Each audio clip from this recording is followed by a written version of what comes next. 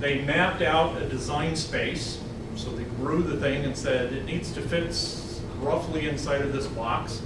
They defined the non-design space, the stuff that really couldn't change. They did topology optimization. Once they did topology optimization, they had to take this, which is a tessellated part.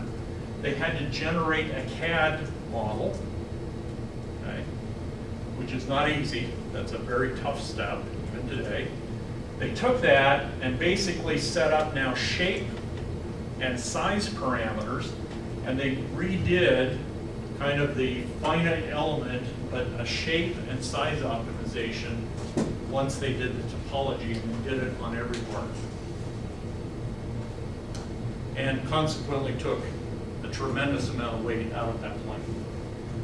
Another case study, what is this vehicle? Called the Chinook. Okay. Is it in the news all the time? Only when it crashes, right? Okay. Otherwise, it takes troops in and out, and it's it was a plane designed how many years ago? 50 or something, a long time ago. Well, now what they're doing is they're looking at and saying, can we make this thing live on into the future by making it different? And so weight is a primary design constraint on this object, on this vehicle. If you look just at the tail gate on this thing, they wanted to improve the design of some of the bulkheads that are in this tailgate, and they wanted to use topology optimization to try and improve it. So here's the process on the left of kind of a design space and load conditions and basically topology optimization. This approach here looks very truss-like. It's looking like they're doing truss optimization. In the end of this, once they kind of did the optimization, they realized that they could save 17% of the weight of that part was done by topology optimization. So again, a big weight savings. The Polstra, I think that's how you say it, case study, they do lots of components for cars, okay? And what they did is they started back in '98 using HyperWorks to do topology optimization. Since that time, they not only continue using kind of topology optimization, but they're doing topography optimization, they're doing size and shape optimization, they're doing robust design, which is called HyperStudy in the Altair suite. And then they're doing also HyperStudy and HyperMorph. So HyperMorph is allowing them to take a mesh, and without remeshing it, they can just morph the mesh into a new shape, which saves tremendous time. So here's an example of what they did. They took kind of their original design, they set up both non-design and design space, so they roughed it out, and then they passed it in and did topology optimization. Once they did the topology optimization, they ended up with a final part.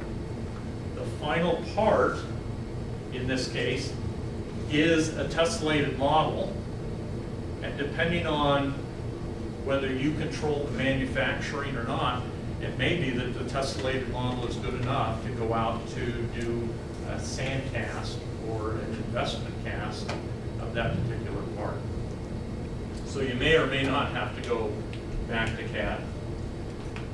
Well, when they kind of went through their process, they decided that it was going to be kind of the first step on all new developments. They wanted to make sure that they met performance criteria. They wanted to make sure that they minimized weight.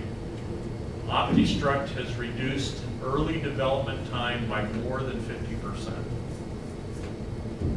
So did they shift that curve to the left? They shifted that curve in a major way to the left, reducing lots of design time, development time. Joe Gibbs, Gibbs Racing, they also have used HyperWorks on this this suspension component that's illustrated on the right-hand side. They were able to, in this case, reducing its mass by 37%. And the last thing is they reduced the time by more than 30%. We will pick up a few more case studies on Thursday. But hopefully you get the feel that topology optimization is a huge benefit in doing design.